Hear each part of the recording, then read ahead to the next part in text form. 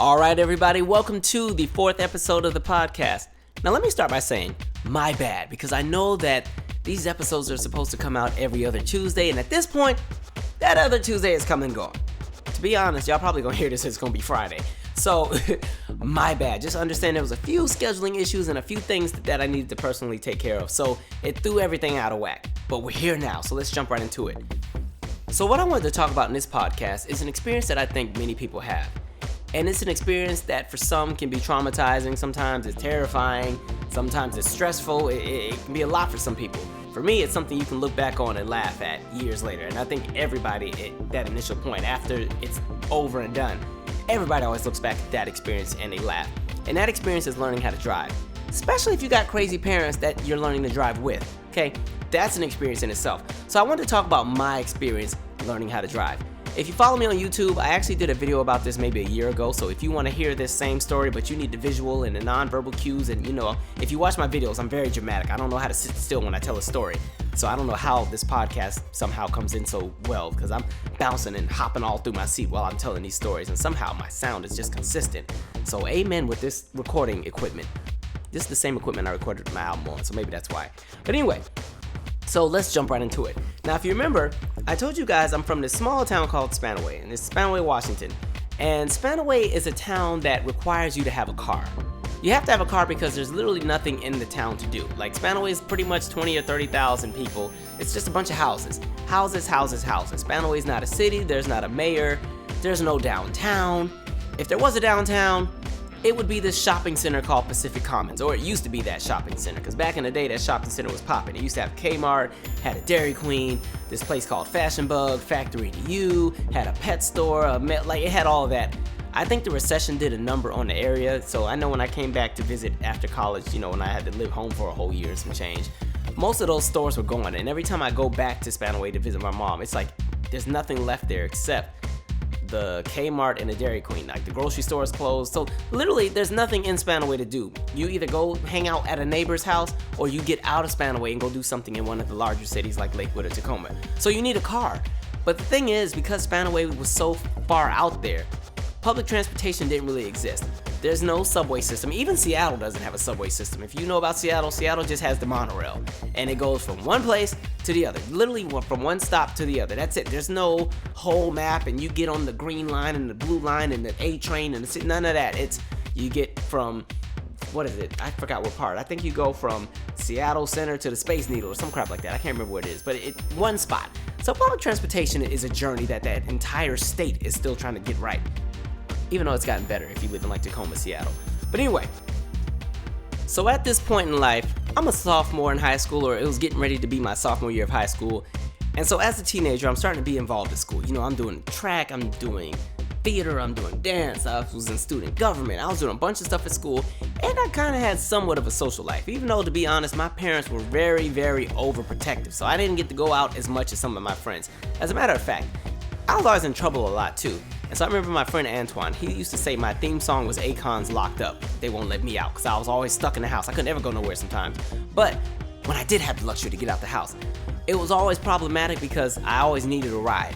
Like I said in the last podcast, I was that friend that people didn't want to take nowhere because they knew if you go to the house party and you take Michael, you're going to have to leave early because you're going to have to bring him back, and his parents want him in at this time and this, that, and the third. And so it was starting to be a little frustrating because my parents did not believe in giving you a ride to anything, anywhere. Don't ask them. For them, it was like, we work, we put food on the table, you got a roof over your head, the rest is on you. Figure it out. I'm like, dang. And so really, at the time, my father's job had him kind of traveling all around the country still, so he wasn't really around as much for most of my high school experience until maybe my senior year. Then his job had him more centered back in Washington State. So really, it was me, my mom, and my brother.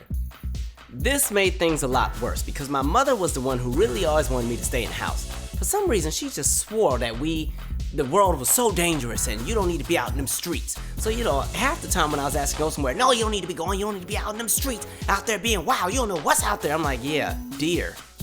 So we always had these arguments about, why can't y'all give me a ride here? And I would get cussed out every time, especially with my mom. I work. I don't got all day to be going out driving you all around so I can be out at all hours of the night. I gotta get up. And I used to look at her like she was crazy because she just worked a 9 to 5. It wasn't like she was working, some crazy 3 a.m. shift or something like that. It was pretty much a very common work shift. And I used to be like, Mama, what the heck? Especially if it was something in Spanaway. Like, I just need you to drive me like 2 miles down the road. Like, what? So fast forward. At this point, I'm in the house washing dishes, doing the whole slavery thing that teenagers have to do when they live in their parents' house rent-free. Because depending on what kind of parents you have, the minute you're old enough to put that little piece of paper in the trash when you're 3 and they're like, yay, you got chores for the rest of your life. So, I'm doing a little chores thing, and then I just hear this loud, and I mean loud sounds. I'm like, what is that? I'm like, did I break the garbage disposal? What's that? And so I look out the window. I see this green car struggling. And when I say struggling to get to the house, it's just. I'm like, what is that? Loud, just. And so this green car pulls up in the driveway, and I'm looking like, Then my dad, Michael, bring your butt outside. Come here. Okay. So I go outside. I look, my dad was like, this is gonna be your new car. And I'm looking like, all right. So first let's talk about this car. My father had bought this car from the neighbor down the street for like $300 or $400. And this car was a 2-door teal, either 1989 or 1991 Ford Festiva. Not to be confused with the Ford Fiesta, because I do know that both cars existed at the same point in one time, but people used to get them mixed up. But this was a Ford Festiva. And so when I tell you this car had been through the struggle, it had been to the rapture and back. I don't know how it survived, but man, when I tell you that this car was the face of Reaganomics, the downside of it, like, man, that car had been through a lot. First of all, the neighbor's daughter had gotten a car accident with the bus before, because I guess it was her car at some point. And so she got in an accident with the school bus. The school bus had hit the right side of the car, maybe going at like 20 or 30 miles an hour. And so the right side of the car, they tried to fix it, but it wasn't quite fixed. So the right side was still all dented up. The headlight sometimes would work, sometimes it wouldn't. And the door could not close all the way. And mind you, this was a 2-door car. So the door, when you close it, it would close, but it wouldn't make that full sound. It would kind of just close enough to the point where you wouldn't have to hold it so it wouldn't fly open while you were driving. And that was a problem because, with cars, if the doors don't close, that nice little light that sits above your head does not turn off. And because this is a 1989 or a 91 model, there's no switch to turn the light off permanently and have it not correlate with the door. So sometimes when you would drive this car, if the light didn't turn off, you had to give the car a jump. Like, literally every day we would jump in this car to drive the thing, every single time. And we couldn't go too far, because if we went too far from the house and if we went to the store or something, if we were in there too long and that light was on, the battery would drain. So that was kind of the car that you only did for quick trips, like a quick trip to 7-Eleven down the street, quick trip to get something down at McDonald's real quick. And you better pray that, the line is not long, or you need to just use the drive-through. So it was that. So that was just the door. That was just the side. The left side, the weather strip there was no weather strip on the left side. I don't know what happened, but there wasn't one. And so you had to put a towel down on the left side, there would be a towel between the door and the seat on the floor, and then you also put a towel on the seat. And fortunately, because it was only a 2-door, you didn't have to put a towel on the left side in the back, because the water never really made it back there, but there was still like that mildew smell. So that happened. And then the muffler had rusted off. This is why the car was so loud when it was coming up the hill. The muffler had been rusted off, and because there's no muffler, there's I guess the muffler is important when it comes to, the exhaust coming out and not making all that noise. I think that's why when you hear the people with the loud, they do something with that muffler to manipulate it so it can make all that noise. So pretty much, if you close your eyes, you might have thought I was driving like the bombest car off the street until you open your eyes. You're like, oh wait, what you doing? It was that. And then the worst part, because this car is, again, an 89 or a 91 model, there's no CD player, and there's only a cassette tape. But the problem is, the cassette tape player thing is jammed, and there's only one album in there that you can listen to, and it was Keith Sweat's Keep It Comin' album.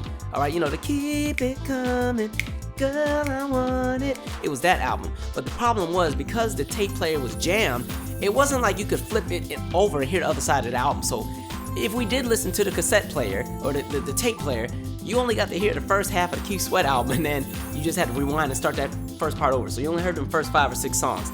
And I mean, Keith Sweat was cool the first 2 or 3 times you drove the car, but after a while, you're like, man, I can't do it. What the heck? And the radio wasn't really quite working that well because the antenna was missing. So the car just went through a lot. There was a lot going on with the car. So my dad is hyped that he bought me this car. He's telling everybody, yeah, you bought my boy's first car, blah, blah, blah, blah. And me on the other hand, I'm over here trying to not be a spoiled brat, but I'm thinking like, man, I don't ever want to be seen taking this thing to school. The way people are going to cook me, on top of the fact that they're going to hear me a whole 10 blocks before I even get to school because the car muffler is so damn loud.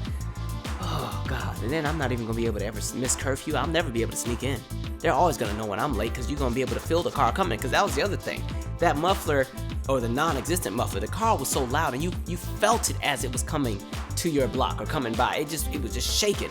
And that would be the funniest thing, because at first, I only had a permit, so there wasn't going to be any driving. Really, it was me in the car with my father, and he would take me on these long drives where he wanted to just talk about, the responsibilities of driving. And this is a 2 or 3 ton vehicle, and you could kill somebody, and this, that, and the third. And when you finally do get to drive, you got to be responsible. Give me these loud lectures. Now, mind you, I could barely hear what he was saying because that muffler being missing, you couldn't hear anything inside the car either. It was so you mix that with Keith Sweat at the same time. Imagine what that sounds like. And so, in my head, I'm like, Lord, let this car just die. Because I'm only like 15 and a half at this point. I won't be able to drive for like another year. And I don't know if this car is going to make it to another year. By then, I can't imagine driving to school. And I can't be asking people for a jump after school every day because the car's been parked too long and the light didn't turn off. Man. And so it was an interesting dynamic because my dad was, kind of ready to try to get me to learn how to drive. My mother, on the other hand, absolutely not. She did not like the idea of me driving anything.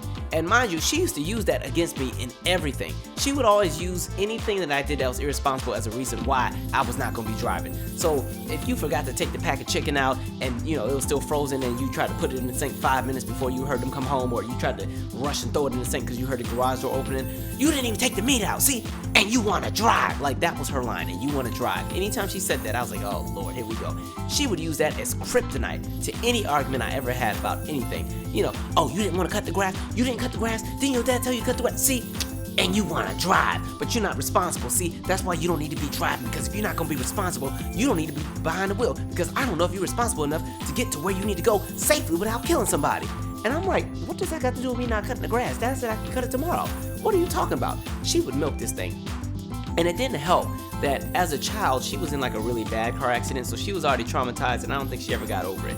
If you ever have to drive this lady around, she will drive you crazy in the car, because she does this thing where she stumps the floor on the passenger side, like she's hitting that invisible brake, and she'll grab the door. And I've learned to kind of just tune her out and look straight and don't even look at her and just let her have her moment. But man, she will, if she doesn't like how you're driving, she's gonna let you know. Like, she'll start telling random stories that aren't even true. You'll be driving somewhere and she'll be like, it was so sad what happened to that family that was driving over here. Husband was driving too fast and a cat jumped out and he tried to swerve out the way. Whole car just flipped over, blew up, and everybody died. And the car crashed into a house. The house caught fire, and it was a row house, so it just spread down the whole block. It was sad. It happened a couple years ago. It happened while you were still in school. And I'm looking like, Mom, Washington State doesn't even have row houses. What are you talking about? So yes, she did not like the idea of me driving. Oh my God, and you want to drive. And then, if you rode in the car with her, you had to help out. Everybody driving in the car with her as a passenger, it was a participation game. Everybody had to help, and that crap would be so annoying because she'd be backing out. Am I good? Am I good? And sometimes you didn't want to help. Sometimes you just wanted to sit in the car and look out the window. See, you're not even responding fast enough when I'm asking you for questions and asking you for help. And you want to drive. See, you see how I'm backing out right now? That's how you're supposed to be backing. You see how I'm looking both ways? You're not even doing that because you're looking out the wrong window. That's why you're not driving. You want to drive.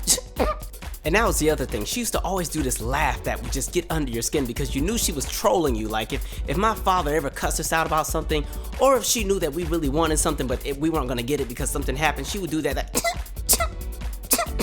And when she did it, she would always make her shoulders jump up at the same time. And you would be so pissed off because she would do that all the freaking time. And you'd want to cuss her out so bad, but you know that you need her on your good side because at the end of the day, she was going to be the one to determine whether or not you were going to drive. Because I don't care what anyone says. The woman is the one who runs the house. The mom always runs the house. I don't care if the father makes more money. I don't care what it is. Mom runs the house. It's her way or everybody in the house will suffer. So, she and I just have to sit there and take it. So anyway, at this point, this car is starting to get on its last leg. We've had it for a good 6 months. It's now winter. I've probably done a practice drive or two with my father, maybe twice. He's not even letting me touch this car because he wants to keep driving it. He likes the car because it's cheap, it's not worth a whole lot, and he can just go here and there. And so pretty much he done just stole my car, which was fine with me because I didn't want to be seen in it anyway. But one day, we were supposed to be going somewhere. I don't even remember where we were going, but there had been a really, really bad winter storm, and there was probably, I want to say, either a foot or a foot and a half of snow.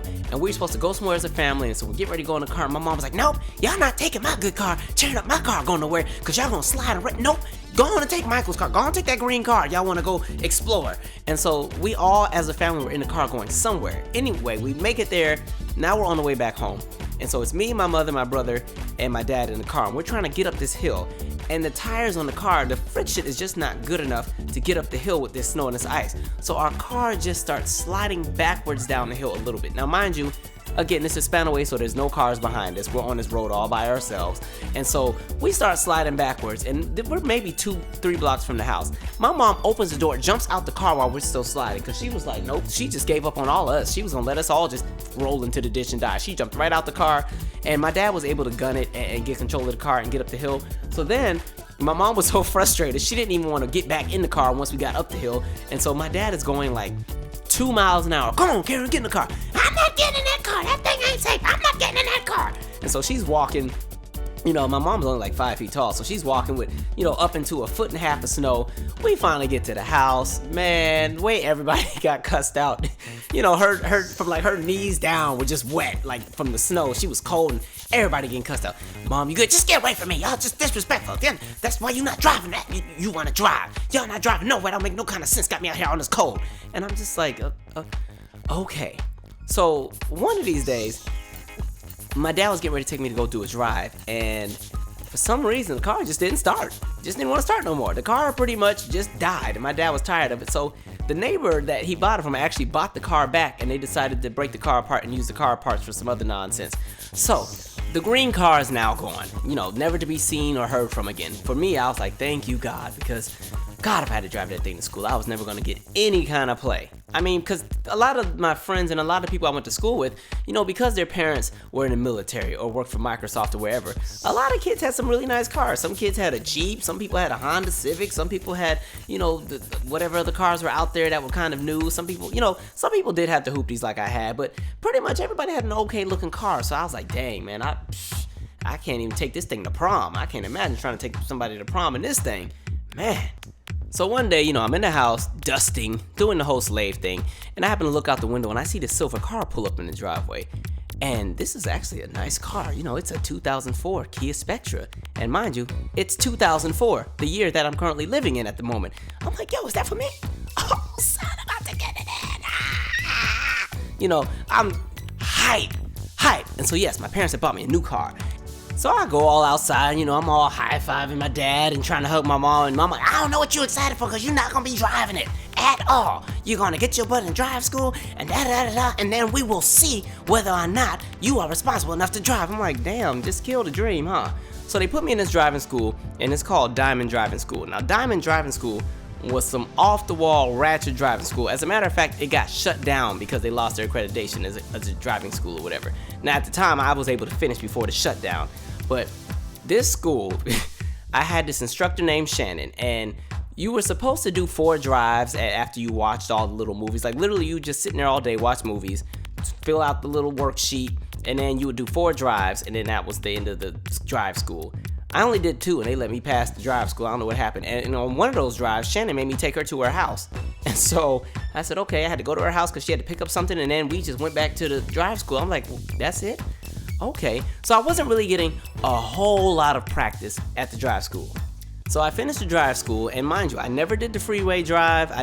Pretty much the only driving I did was the residential. And at this point, between the time that my dad bought me the green car and the time that I finished drive school, I've probably been behind the wheel all of 4 times in a whole year. So really, I don't know what I'm doing. I'm still a terrible driver, to be honest. And I'm excited though, because I'm thinking, okay, well at this point I'm almost 16. I'm gonna get the license, and it's about to be on. And my mom, nope, you gonna have to do more practicing. We gotta see if you ready.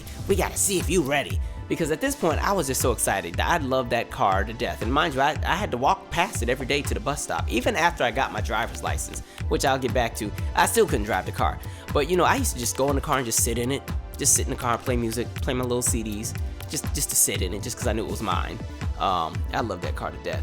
And so one day, my dad was like, "Come on, Michael, we about to go drive." I was like, "Oh, yes, oh, of course." So, I run on outside.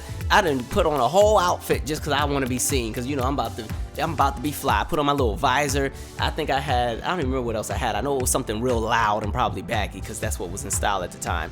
And, I got the windows down. I'm sitting in the car waiting for my dad to come out. I'd have warmed it up already. I'm hyped, because I just know I'm about to drive past everybody who's somebody, and they're gonna see me driving this nice car that I've been telling everybody about that nobody's seen. And then I look, my dad comes outside, and I'm like, okay, cool. Then my brother's coming, I'm like, what's he coming for? Then my mama come, she got her purse. I'm like, what's everybody coming for? And that was the one thing that used to work my nerves in my family. I love it now looking back, but we did everything as a family. And as great as that can be, that crap could be annoying sometimes. We would eat dinner together as a family, which I honestly think if you want to really have a good bond with your kids or anybody, y'all should make an effort to eat dinner together every day if you can. Like, our house, it was never the situation where if there was dinner, somebody was on the couch eating, somebody was upstairs eating, somebody would come eat when they felt like it. No, my dad said 5:30, 5 o'clock, everybody was at that table. We ate together. We might watch a TV show or two, but a lot of times the TV wouldn't even be on. We'd just be sitting there talking, laughing, talking about life. And I think I really miss those days, to be real honest. Like, if I could have those back, I would get them back. But we did everything as a family. If we went to the mall, we stayed together. Even when we went to the Puyallup Fair, of course, I want to go on the rides. I want to go get candy and the cotton candy and this, and I want to go run with my friend. Nope, we staying together.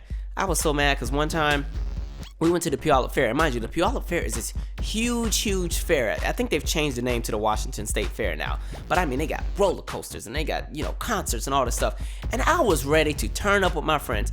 When I tell you, we as a family went and sat and watched some stupid cooking show because somebody was selling some kind of pot you could use that didn't need grease and oil. We sat at a stupid cooking show, and then some other lady conned my dad into buying the magic sponge that was supposed to be able to do all this stuff. And then we got like some food and left. I was like, why did we come to this? Why did I have to stay with y'all? But anyway, everything was a family ordeal. So I'm annoyed because I'm like, why are we all getting in the car together?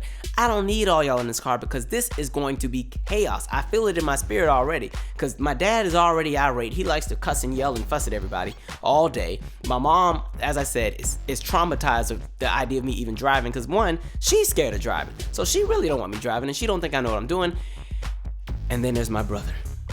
Now again, at this point I'm 15. My brother is 8. My brother gets a kick out of trolling me during this stage of his life. Everything is funny. Anytime I'm in trouble, it's the best day of his life. Anytime I don't do something great, it's the funniest thing to him. He knew that this was about to go down in this car. Like, he knew it was about to go down. Even when he was coming down the stairs to get in the car, he's looking me dead in the face smiling because he knew that I was about to F this up and he was going to have something to laugh about for the rest of the week. So we're all in the car. And let me explain where everybody's sitting. Of course, I'm in the driver's seat. My father's in the passenger seat. My mother is behind my father on the passenger side. My brother is behind me. So, the car's on. I got my whole case of CDs, and I'm digging through my little mixes. My mix number 309, mic mix number 224. Because mind you, I'm kind of that dorky person where all my mix CDs, I had them numbered, and I actually could remember what was on all of them. If you were one of my close friends and you used to ride with me when I still had the silver car, you knew we weren't pulling off until I found the right mix that I wanted to listen to, or the right CD. They used to be like, "Can you come on?" That's why I always would laugh when I watched Set It Off, and Cleo wouldn't leave until she had the right CD she wanted. Same thing. So, I'm over here trying to find my music. My dad, "No, we ain't doing no music. You can turn that stereo off right now." And then, of course, my mom decided she was going to echo everything he said just because, "That's right, you need no music. You turn that stuff off. We drive. We are here to concentrate. There's not going to be no music with all that stuff and all that stuff that you be playing." And I'm just like, "But Dad, y'all don't understand. Music keeps me calm." "If you don't need to be older, if you can't be calm with music, you don't need to be driving at all." I'm just like, dang, really? And so my dad yelled, "You ain't doing no music." And so I'm literally in the car like, y'all don't understand. This is going to keep me calm and collected. That's how me and Miss Shannon did it at the drive school. "Well, Miss Shannon ain't in this car and she ain't paying nothing on it and she ain't on my insurance, so you're not getting no music." And so I lose the battle. So we back on out. Now, mind you, like I said, I've only driven 4 times in like a whole year. So we're driving, and at first we just start in the little neighborhood, and it's going okay. We're riding and everything. My dad is just looking real stern and serious. Like this is serious, because I think he's thinking of the fact that this is a brand new car he just bought, and if my son F's this up, I'm gonna break his neck.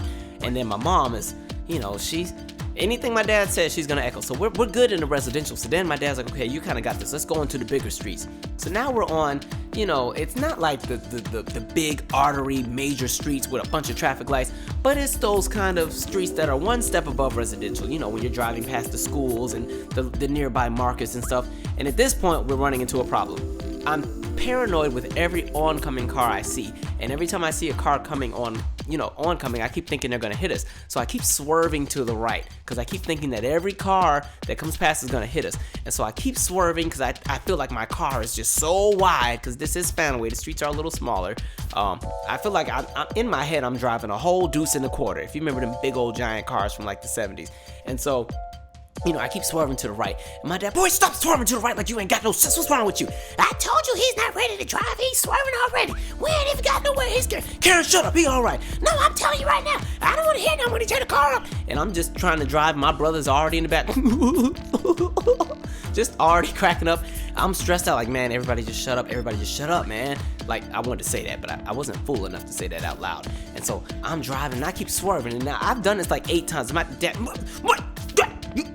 You swerve one more time. You swerve one more time. And it'll be funny, because when my dad gets mad, or when he would get mad, if he would yell, he would make these sounds that weren't words. Like, and he'd be like, huh? Like, I don't know if you've ever heard some of them old James Brown albums. Like, that's what he was sounding like. He turned into a James Brown record. That's just like, okay. And so we were driving, and there was like another car coming. And mind you, I had my hand, like both hands on the wheel. I'm sitting so close up on the steering wheel. We're driving, I see this car coming, and I swear that this car was coming to hit us head on. I just felt like it was gonna hit us. I swerved so hard over, and I ended up into the soft shoulder, because like there was no sidewalk. Like, Spanaway doesn't really have sidewalks unless you're in the neighborhood, like the actual streets and stuff. There's not really a lot of sidewalks. So I swerved over and into the soft shoulder, and I hit this really big pothole. Pull over so I can hit you. Pull over so I can hit you. My mom, no, we're not pulling over so he can hit nobody. You're not hitting him. No, because if you hit him, he's going to put his foot on the gas. He's going to accelerate and crash to the car in front of us. We're not doing that. The boy's stupid, Karen. I don't know what's wrong with the boy. My brother's just over here dying. And I'm like, I told y'all to just let me get the music so I can concentrate. Michael, you don't need no music. If you can't do this, you don't need to drive at all. Whole family just cussing me out. So I'm over here annoyed. And then my dad's like, you know what, fine. Turn the stupid music on. Turn the music on. And so at the time, I didn't even get to put the little mix I wanted to put in. I just pushed the CD and let whatever plate was already in there. And it was the Life Jennings album. And so, if you know my mother is very, very, at the time, she was very religious, really into the church. She don't want to hear nothing unless it's gospel. And really, she really likes to hear the slave gospel. All the stuff where it's just a tambourine and the organ. She don't like all that Kirk Franklin stuff. She wanted the straight, stripped down, struggle, root water kind of gospel. That's what she wanted. And so I'm playing Life Jennings, and it's so funny because his first album has this song where he talks about people in the church that are hypocritical. And so that song just happened to be on at the same time. And so I'm driving, and Life Jennings is singing this song about how people in the church are fake and this, that, and the third. And you know how you can feel when somebody's looking at you even if you're not looking at them? I'm driving, and I just know that if I look up at that rear view mirror, I'm gonna see her scowling at me. And so I'm trying to drive and not look. And so at some point, I just popped my eyes up real quick just to look. Boy, the look she was giving me, look at it. She was like, what is this that we're listening to? Like, the look was like, oh, wait till we get home. I got words for you. You will never drive again. Like, that was the face she made. So we finally get out of this area. My dad is frustrated because I'm still swerving. I'm still paranoid. And I done hit this pothole, and Marcus is laughing, and everybody cussing each other out. And so my dad was like, just go in that school. Go to the school over there. So we go into my middle school's parking lot. He's like, you know what? Parallel park. Let's parallel park. And so there were these 2 sewer grills. Like when you see that the water drains into. So there's these 2 sewer grills. And he's like, parallel parking between those. Now, mind you, he assumed that because I went to driving school that they had taught me all of this stuff and that I was just going to come out of the driving school ready to be fast and the furious. Like I was just going to, ready to drive Miss Daisy. And that wasn't the case at all, because like I said, I only did 2 of the 4 drives because Shannon was just over it and was like, here, you're done. Go ahead. You did a good job. All right. So in the drive school, all I did was like one residential thing, and I don't even remember what the other drive was, but I never parallel parked. He assumed I knew how to do it. And so he was like, now this is how you're gonna do it. You're gonna get in between those two sewer grills and parallel park. If you hear me say boom, that means that you would have hit the car, all right? Oh, and here's one more thing. Parallel parking is not a necessity in that area because there's parking lots. You know, people have driveways, and this is, you know, some small little tiny suburban town where there's places to park. It's not like DC where, you know, DC has all the 10 parking lots in the whole city, so you have to know how to parallel park if you ever want to get a parking space on U Street on the weekend. You know what I mean? It's not that same experience. So my dad's like, you know, go ahead and start parking. So, you know, I already started out the wrong way because I didn't even know how to parallel park. I'm like, okay, here we go. And so I try to pull into the spot, like coming in from behind and pulling up front. You know, with parallel parking, you're supposed to back into it and work your way that way. So I start pulling in and I just do something, all of a sudden boom! Okay. Then so I put the car in reverse and move it different way. Boom! Okay, let me put it in drive. Boom! Okay, let me turn the boom! What the? Boom, Michael, boom! And so what he didn't tell me was I was on top of the sewer grill. This is before we even got to moving. I started on top of the sewer grill. I didn't know. And I didn't know anything about, you know, maneuvering the side mirrors to look at the ground and look at the sewer grill. Because one, I thought it was stupid that you'd make somebody try to parallel park with two landmarks that are on the ground because you can barely see them. Even when you park at the grocery store, half the time you can't even see the white lines. So I'm like, you know, any driving school would have had like some tall cones or something. Me, I'm over here looking for two black grills on a black tarmac to parallel park in between. And so my dad is like, you're on top of the grill, Michael. You're on top of the grill. Get off the grill. Okay. And so, you know, I'm trying to get off the grill. Boom! But dang, Dad, I gotta get off the grill. So what you booming for? Who you yelling at? I'm not yelling. I'm just saying, I just quit all that talking, just drive. Okay. And my mom in the back, I told him, he disrespectful. I always think you want to be grown. He shouldn't be driving nothing. I'm just like, in my head, Mama, shut up. Damn. And Marcus at this point is cracking up. This crap is hilarious to him. And my dad's frustrated. He done pushed the little music thing to turn the music off again. So now my stress level going up because now it's just, I can hear him breathing hard. I can hear my mom tapping her nails on the side door. And I can hear my brother laughing. So my concentration is all shot. So for the next 2 minutes, it's just a continuation of boom, boom, boom, Michael, boom. But boom, then he gets so mad, he popped me while I'm just boom. And then my mom, no, you can't be hitting that boy while he's driving. That's when you're gonna crash the car. Karen, shut up, he ain't gonna crash the car. He ain't that crazy. And so I'm just frustrated. I'm like, what do you want me to do? I was like, Dad, just stop. What am I supposed to do? What am I supposed to do? I don't know who you're yelling at. Dad, I'm not yelling. I'm asking you, what is it that I'm supposed to do so I can parallel? No, you're supposed to know that. Didn't you pass the drive school? I did pass the drive school, but that wasn't, well then they not paying me, I'm not getting my money's worth. We need to call the management, figure out what they not teaching you. And I'm just like, yep. Okay, all right, here we go. My brother is in the back seat dying. He done turned his whole body in the seat. His whole face is in the door. Like, he's in tears laughing so hard. Now my mama's in the back popping him, so laughing at that boy, quiet. Like, over there, dying. And I'm frustrated, like, I don't get it. And so, after about the 829 million boom, my dad's like, forget it, come on, let's go. Let's just go home. Okay, so now, I tried to reach to turn the music back on. My dad, pop it, put your hand down. You ain't turning no dang music. Just drive. Just drive and be quiet. Okay, so then, I done cracked the windows. And so while I'm driving home, I'm pissed off. I'm annoyed. I'm like, just get me home. This is some bullshit. Like, I never want to drive with these people again. I told them the whole family didn't need to be here in the first place and everything like that. And then, my mom was in the back talking to her. See, I told you want to be grown, Mr. Know-It-All. Ooh, I know how to drive. I know how to drive. And in my head, I'm like, oh, okay, that's okay. Because the next time that you drive and you need somebody to see whether or not you're good when you back out, I'm going to pretend I'm asleep. Good luck with that. Huh. How you like them apples? Like, that's how I felt. And so I'm driving, pissed off. We get home, and mind you, while we're driving, it sounds like we're driving on rocks the whole time. And so we're driving, we get home, and I'm so just all out of the loop, I can barely park in the driveway straight. I'm driving, and at the rate that I'm going, I'm getting ready to crash into my mom's car. My dad, stop the car, Michael, stop the car, stop. Okay, so I stopped the car, put it in park. Okay, I put the car in park, and my dad, and at this point, my car, I'm on the right side of the driveway, her car is on the left side, and the front left side of my car is probably 3 inches from going into her passenger door. And so my dad was, put the car in park, and so we couldn't open my door because it was too close, and so he was like, you're gonna have to climb over here, and I'm gonna switch seats with you so I can park the car because you don't know how to do nothing right. Okay. And so now you got my father, who at the time, this is before he was sick, he's 6 feet 1, probably 250, 260, in weight.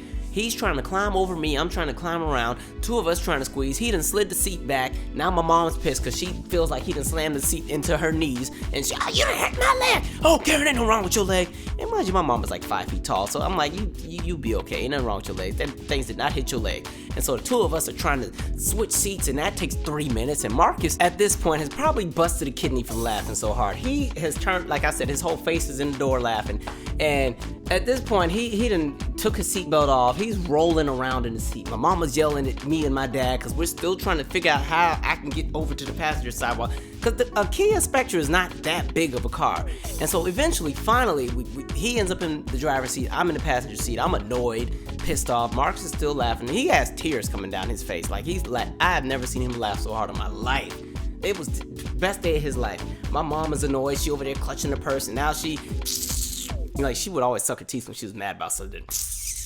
Sitting there holding her purse because she acting like her knees hurt, because I'm like, okay, so her knees hurt. Marcus is over there crying. My dad out of breath,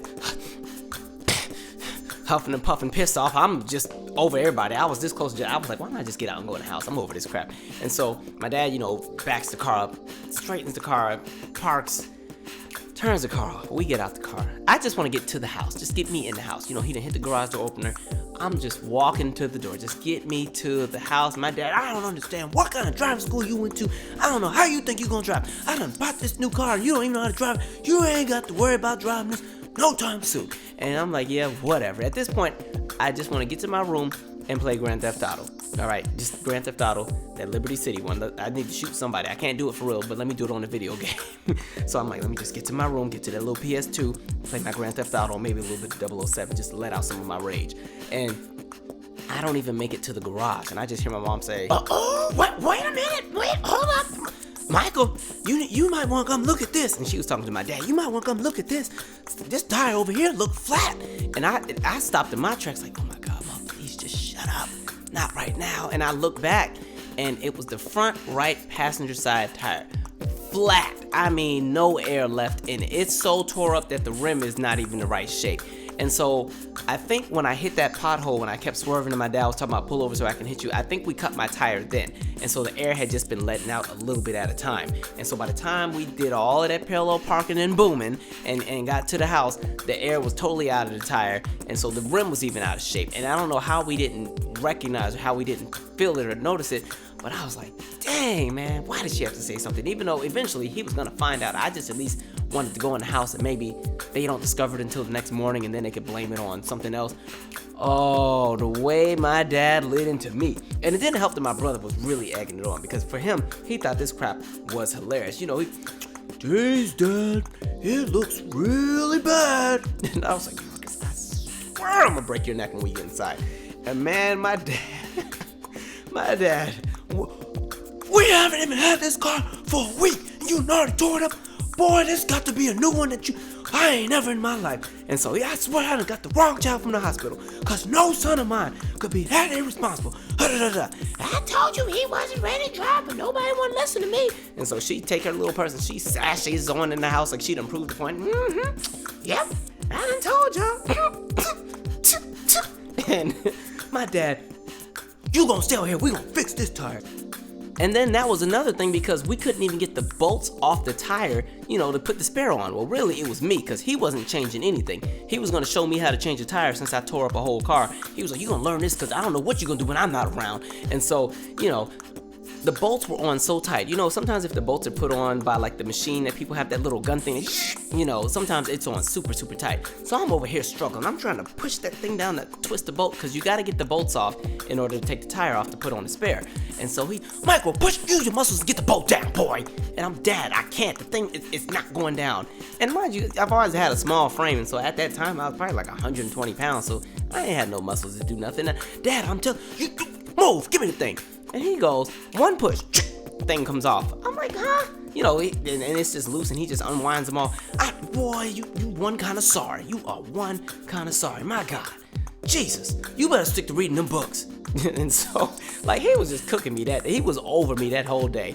And so, we changed the tire and everything, And the funniest part is, he never got the rim fixed for like a good year. Like, that rim stayed tore up for a good year.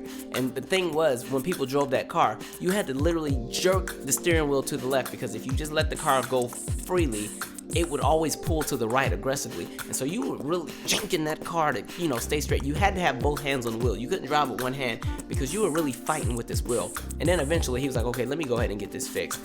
Closer to when I finally started driving, which was much, much later. So what ended up having to happen, because that was the last time my father ever took me out driving again, and my mother clearly wasn't going to take me. My mom had one of her friends that used to go to our church when I was really little. She started taking me, and she was okay. This lady, Miss Regina. So Miss Regina would take me out and drive, and that's all right, baby. You just go slow as you want to go, and if cars go around you, that's okay. You just do you. And so we were driving. I mean, Miss Regina was cool, but then she got a new job and her hours changed, so nobody was really there to teach me. So this is how I learned how to drive. Summer hit. Summer vacation. Mom and dad are at work. They were stupid enough to leave the keys in the house. F that, I'm taking the car. And so literally I would take the car every day and I would just drive around the neighborhood. Then and mind you, all I had was a permit. I ain't got no license. And then as I got comfortable just living on the edge, boy, if I would ever got pulled over. So once I got comfortable driving, the neighborhood, then I would go to the bigger streets. And then it started becoming like a habit, and I was doing it every single day. And it was the music that was keeping me calm, because literally at that time, for some reason, I used to always play Brandy's Aphrodisiac album. For some reason, that album just kept me really relaxed as I drove. See, y'all always be trying to make fun of Brandy because she didn't kill somebody driving, but listen, Brandy helped me to not kill somebody driving. And so, I would be driving, and Aphrodisiac, that's a good album, by the way. Check that one out. I used to stay riding to that album, and eventually I got really comfortable driving. And oh God, and mind you, I had to bribe my brother not to say nothing or threaten his life, because I'm gonna do it. Marcus, shut up. You want Taco Bell? All right, then shut up. So I would bribe him, and eventually I pretty much taught myself. So finally, when it was time to go and get the test so I could go get my driver's license, I was like, yes, finally. Passed the written, got every single question right, went to do the drive test and failed. I was like, God, failed the drive test. What happened was we got to parallel parking, and I just started having flashbacks. I forgot that I forgot to practice the parallel parking while I was still in the car and driving every day during the summer. And that parallel parking, I didn't hit the mailbox, but I almost hit somebody's mailbox. And so the lady's like, oh no, you have to stop. That's dangerous action. And so you could only get 2 dangerous actions, so that was one. And then the second part was we were going, and I thought I was at a 4-way stop, and really, I had to stop. The other car didn't, so we almost got T-boned. No, you're done. No, you're done. Come on, you're done. Let's go.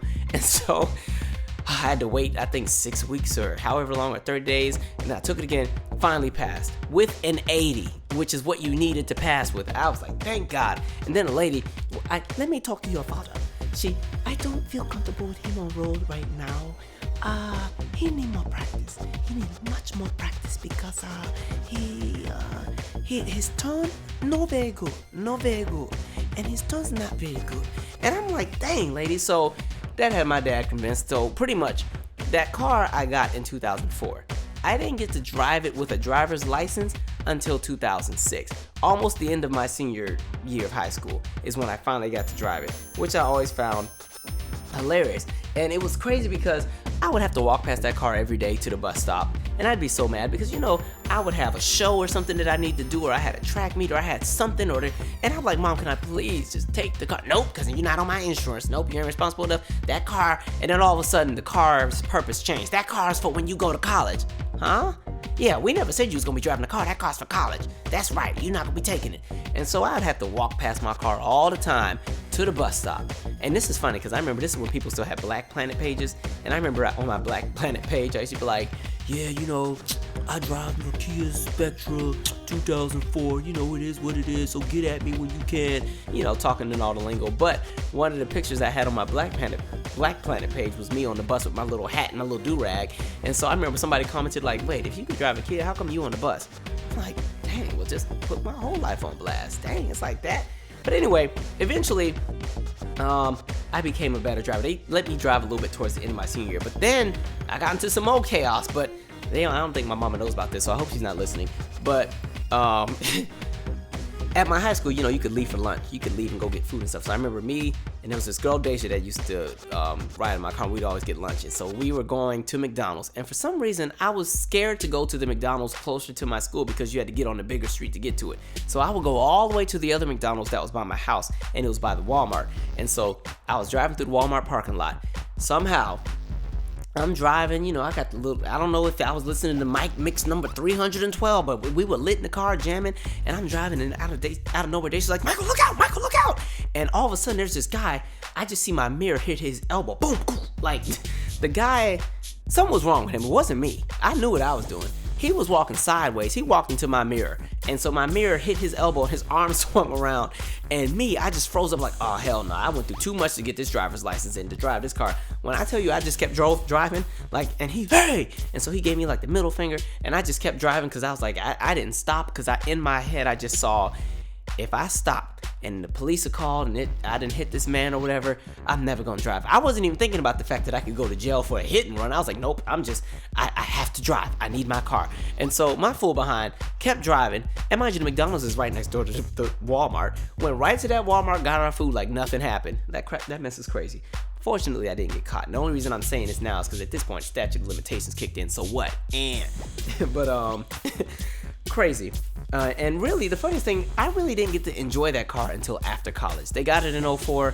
I didn't really get to drive it until 2010. So literally, the car sat around for 6 years. Like when I got the car, it had 8,000 miles on it. Then the car had all kind of problems because nobody had been driving it for, long periods of time. So, hot mess. But yes, that is my story about learning how to drive. That is probably one of the moments that I always look back on and I just laugh. Like, even though my father's not living anymore, those are moments where I just have to crack up. Like, I can always get in a good mood anytime I think about that day, because that had to be the most stressful experience. But it's so funny because my family, all of us are a bunch of different extremes, and we're a very comedic family at that too. Like, if you think I'm funny, you got to meet my mama. And if my dad was still alive, meet him or my brother. Like, all of us know how to really clown and stuff. So, I mean, goodness, that was some entertaining stuff. And it is so funny because my mom at that time, like when I was really trying to drive the car, because I had to walk past that car for like a whole year and a half, 2 years every day and not drive it. The way that she would somehow correlate everything back to her and why I wasn't driving. Boy, I don't know what you're complaining for. I used to have to be in the mud for 3 hours when I was in the Army. They had me laying in trenches, and you over here complaining because you got able-bodied legs and you supposed to be a track star and you supposed to be able to do all this long-distance running. I don't see how you can't run to one of your friends and get a ride. Like, dang, mama. Like, moms are always quick on their feet with a jab, okay? They are always quick to roast you, and it's like, it just comes out of nowhere. Like, I remember one time I half cleaned up something. My mom was like, oh, you want to do something? Okay, I'm going to half fix your plate when I cook today. Dang, mom, it's like that? Anyway, this podcast is getting too long. Thank y'all for sitting through with me. My bad for the delay. The next podcast will be out on May 15th. All right, so I will see you then. Until next time.